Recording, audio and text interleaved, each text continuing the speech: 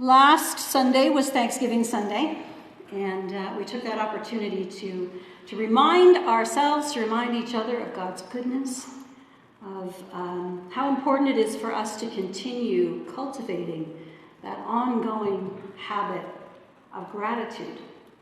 This Sunday we are back into the series of messages called Foundations that we've been dwelling in for the last few weeks. This is week 4 of the series. The first week, just by way of review, in case all that turkey has kind of, befuddled you and you can't remember what happened 4 weeks ago. Only me then? Okay. So the first question that we asked in our series was, whose are we? To whom do we belong? Because as Christians, we believe that God exists, and we believe that he sent Jesus to redeem us and to buy us back from the evil ruler of a broken world. So we belong to him because he has made this sacrifice and he has purchased our lives back. So who is this God to whom we belong? We looked at three characteristics of God. First, he's the God who speaks. He speaks invitation to join him in his kingdom. He speaks blessings and good things into our lives and through our lives into the world. And he speaks truth. He speaks justice. And he sets the framework of what truth and justice are. And he speaks instruction and teaching and guidance for us as we seek to live within that framework. So he's the God who speaks.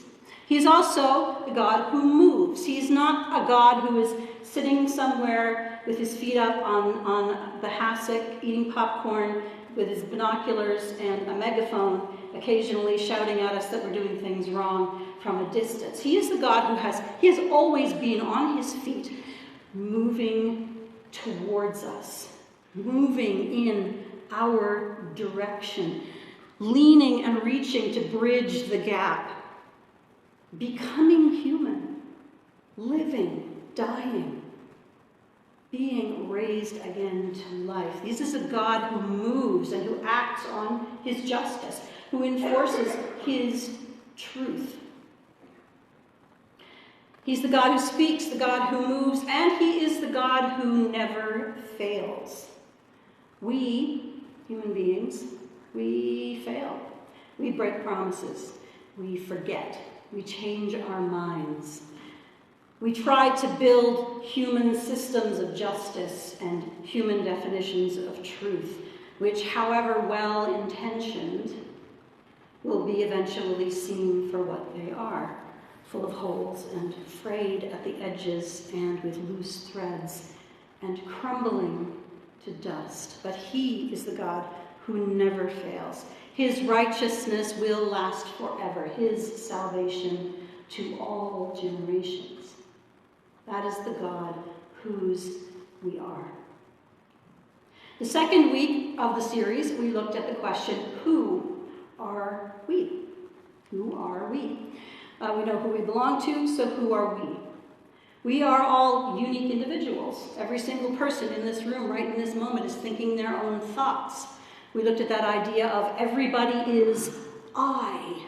Everybody is just their own consciousness that lives in their brain and interprets the sensory input and remembers it and interprets it in different ways. Everybody is that individual person. But we are so much more than that. We are his people. We are his people.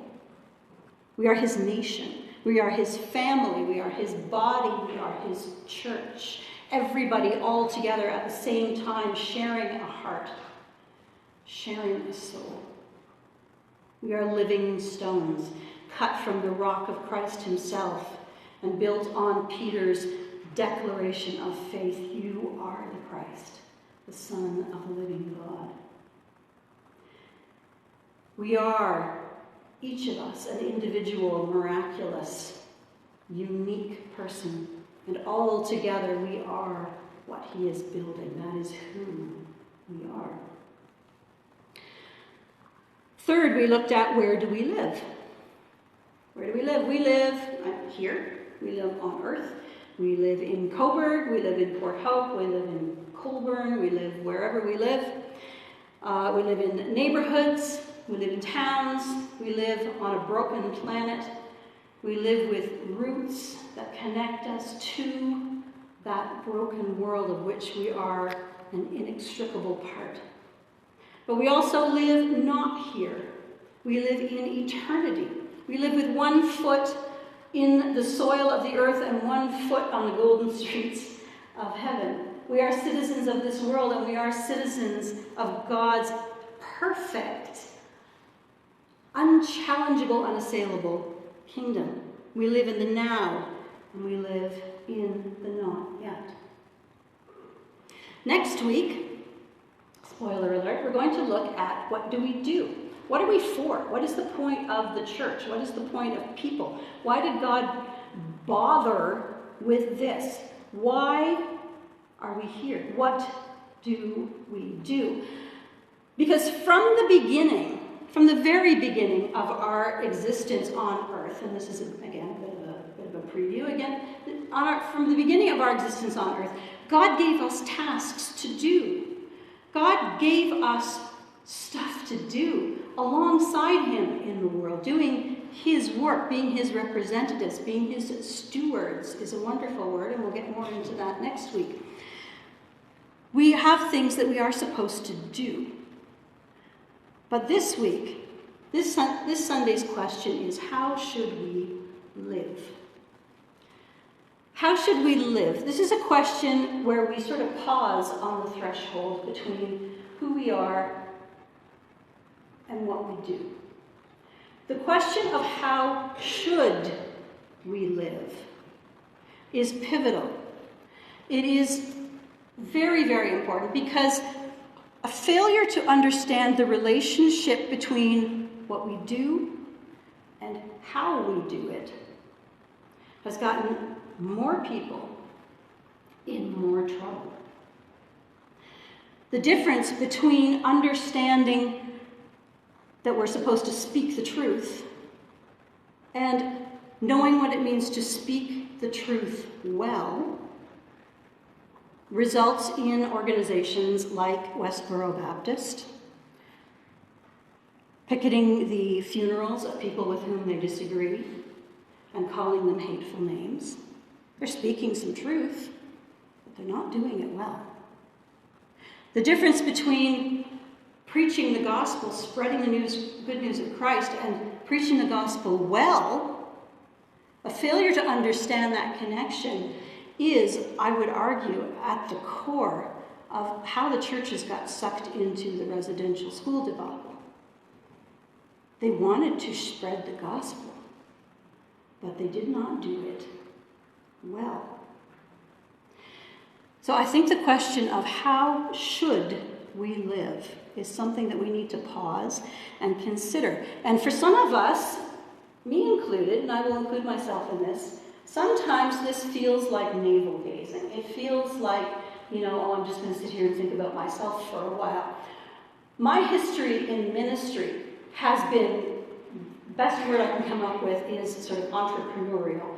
I have lots of experience of seeing a situation, imagining a solution, starting a ministry. I have done that a number of times in a number of different situations. That's something that I love to do. I love to start stuff. I love to see a situation and then see that solution begin to grow.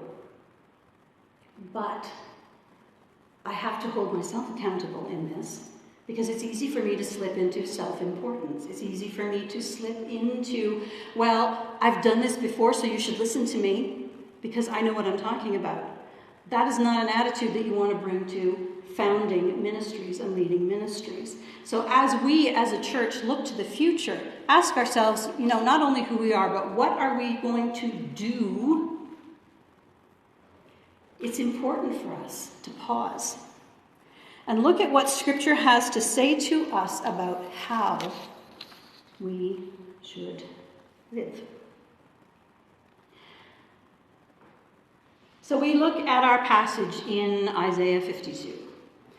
We keep coming back to this passage where Isaiah, the prophet, is speaking to the people of Israel. The people of Israel are in exile in Babylon.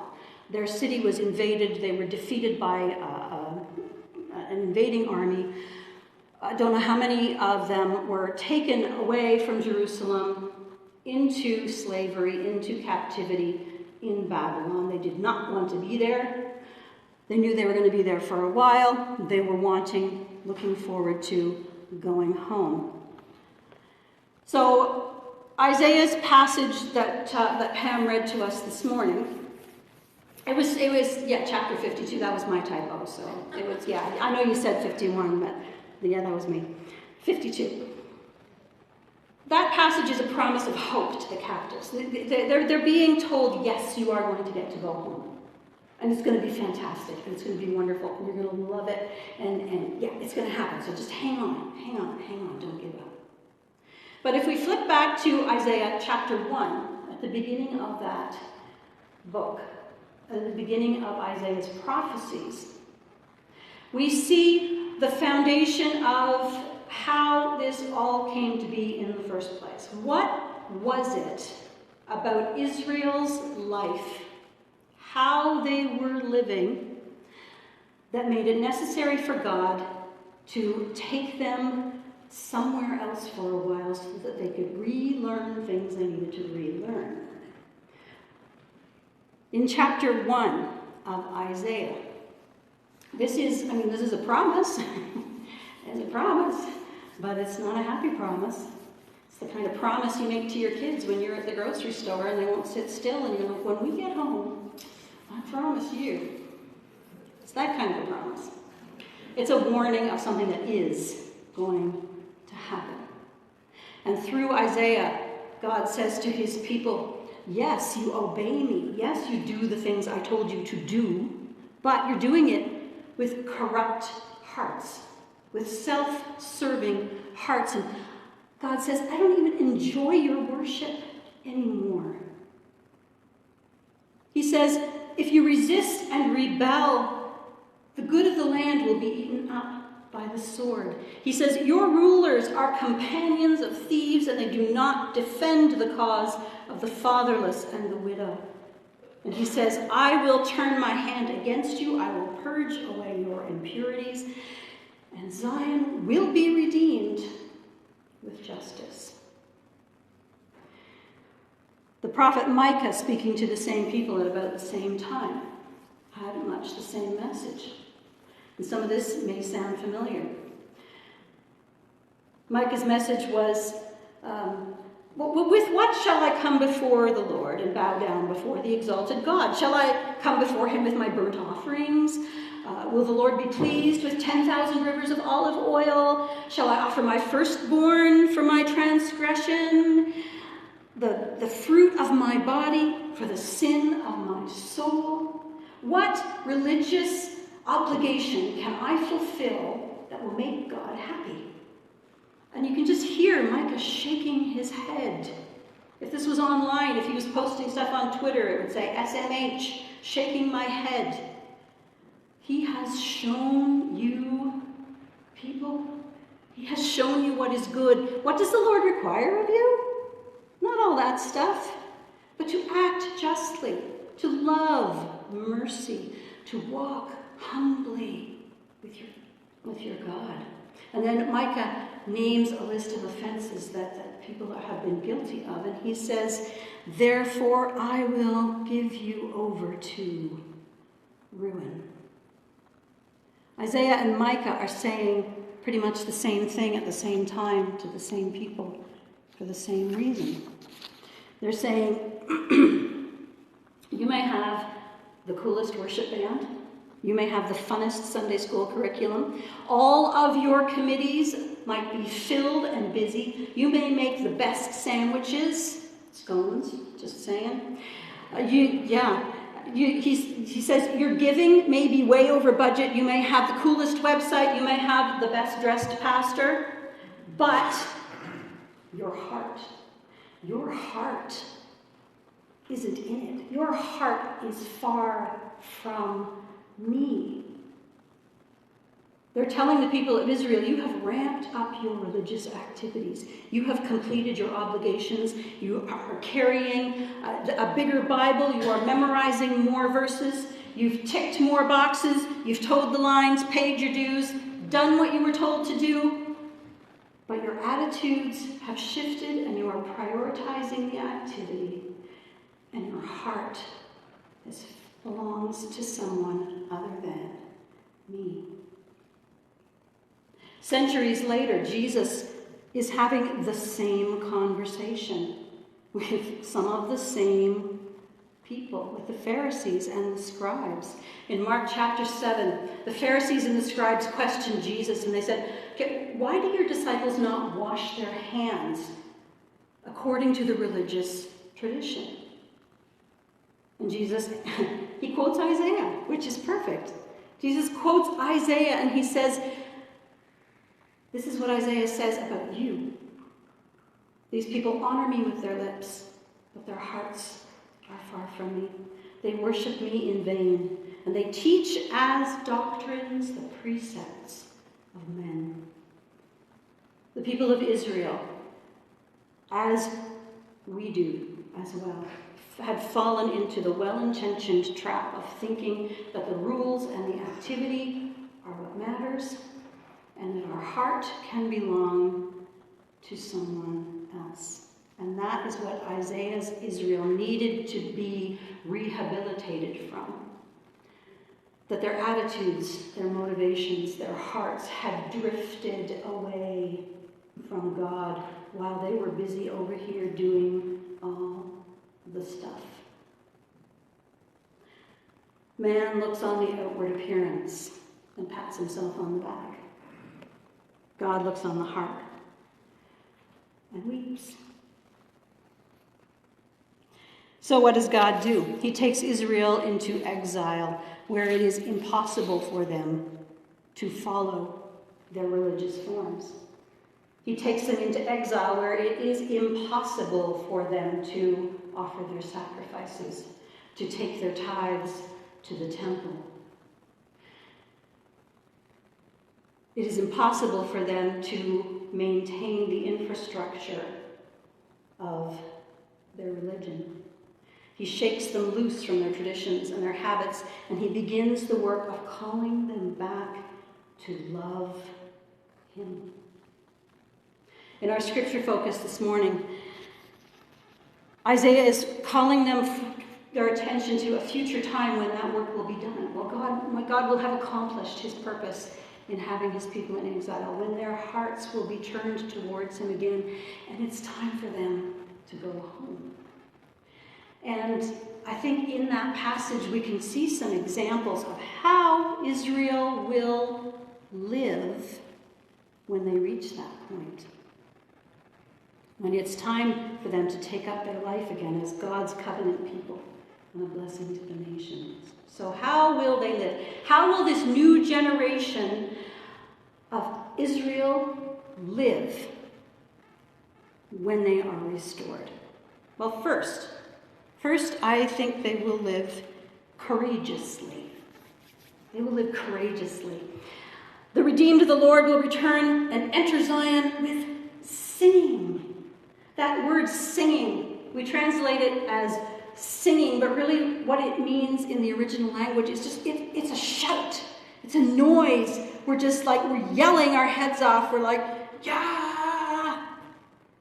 But it can also be a cry of grief, equally.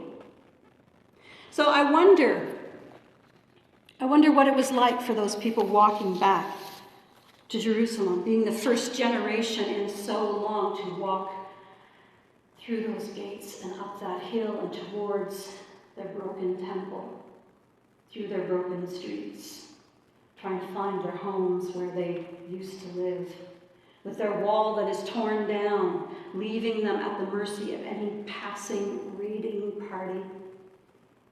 When they walked through that gate, was that a cry of joy?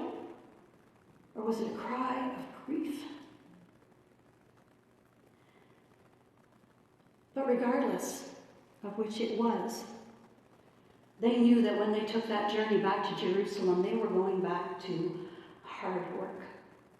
They knew that when they got there, they were not going to be thrilled with what they saw. They knew that their homes were damaged, their fields were burned, their wall was torn down, their temple had been looted and damaged. They knew what they were going back to, but they went anyway. Because it was what God had called them to do. So they lived courageously. Second, the people of Israel, as they returned to Jerusalem, they would live humbly. They would live with humility. Through Isaiah, God says to them, "Have you forgotten the Lord your Maker, who stretched out the heavens and laid the foundations of the earth? You live in terror all day long because of the fury of the oppressor who is bent on destruction." But God goes, where is it? Where is the fury of the oppressor? Because I'm not seeing it. But God says, I'm here. He says, you can't possibly have forgotten. Like, you can't possibly have forgotten all of the comforts and the deliverances that I have given you generation after generation after generation. And God says, it was me. It was me, your God, over here. I brought down Goliath through David. I brought Egypt to its knees through Moses and Aaron. I beat the army of Midian through Gideon. I love that that rhymes. I defeated Sisera through Deborah and Jael. I defended Jerusalem time and time and time again, and I gave Jerusalem to you in the first place. God says, that was me. Do you honestly think that Babylon is going to be a match for me? Do you honestly think that anything my enemies can do will stop me? Do you honestly think that your failures will stop me from making you a blessing to the nations in spite of yourselves? Do you honestly think that your sin is greater than my forgiveness? I am your maker. I am your God. So Israel would be coming back to Jerusalem, living lives of humility. Next, they will be living lives of freedom. This has got to be what they were looking forward to the most. Having been taken in chains, probably on foot for over 1,000 kilometers from home to somewhere they did not want to be, they were probably just mostly looking forward to freedom. And Isaiah delivers the message to his people that the captive will soon be freed. He will not go down and die in the pit, and his bread will not be lacking. I enjoyed geeking out just a little bit on this passage. I have not studied Greek and Hebrew myself, so I do this kind of stuff cautiously. I depend on the work that has been done by other people to learn from. But that word, to open, is a very cool word. To open, it can mean to open a hand, to open a door, to open a bag, to open a storehouse. Just to something that was closed, now it's open. And we translate it here as to be freed. And that can make sense because we're talking about a captive, so we sort of think, okay, well, the chains are going to be broken. The door is going to be open. The person who was physically captive will be set physically free. But when you combine the word for open or free with the word for captive, it doesn't just mean someone who is physically bound and chained or locked behind a door that they do not have the key to. It can also just mean someone who is bent over and oppressed and tired and unable to just be physically free. So not only is God saying to his people, you will be physically freed. You will no longer be chained, locked up, prevented from leaving town. You will also be freed from everything else. You will be freed spiritually. You will have the opportunity to stretch your shoulders and raise your arms and to let go of the burden that you've been carrying on your back, whether that is your sin or your despair or your fatalism. You will be open. You will be free to be who you are, free to belong, because God's people are going to live free. And finally, God's people are going to live submitted. Submitted. We come back to the fact that we belong to the God who made us.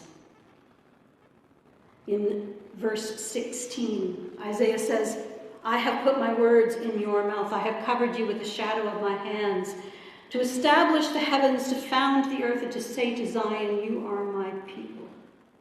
The God who speaks has put his words in our mouths. The God who moves has covered us with the shadow of his hands. And the God who will never fail says, you are my people. Israel was called to submit their lives, their actions, their speech, their shouts of joy or grief, and their identity to the God who made them. They were called to live submitted. So just to summarize, Israel was not in trouble for following the rules. Israel was not in trouble for doing the worship and religious things that God had actually told them to do. God's not that messed up. He wasn't mad at them for doing what they were told to do. What they were in trouble for was separating their religious activity from their hearts. They were guilty of putting the cart before the horse. I was trying to think of a good modern metaphor for this. The best one I could come up with was they were guilty of putting the water skier before the motorboat. So, think about that one.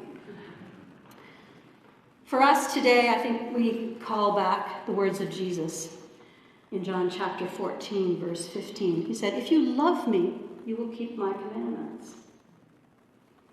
We don't get in trouble for following commandments. We get in trouble for missing out on who it is that is calling us to obey those commandments and how we are to live in knowing him and knowing who he is. Jesus commanded us to live with empathy. Do unto others as you would have them do unto you. He commanded us to live generously with our time and our stuff when we read the story of the Good Samaritan. Jesus commanded us to love people who hate us, to pray for people who persecute us. He commanded us to prioritize reconciliation over religion, prioritize people over ticking boxes. Jesus told us to go beyond the bare minimum and do extra. He commanded us to serve in order to lead, to welcome the unwelcome, to seek out the vulnerable, to submit to each other. He commanded us to keep our hearts honest and to remember the big picture. And he commanded us to choose our master well. Is it God or money? Is it light or darkness? Is it truth or lies? Is it self-importance? Or is it the God who makes all things possible and has given us more than we could ever ask or imagine? God calls us to live courageously, to live humbly, to live free, and to live submitted lives to him.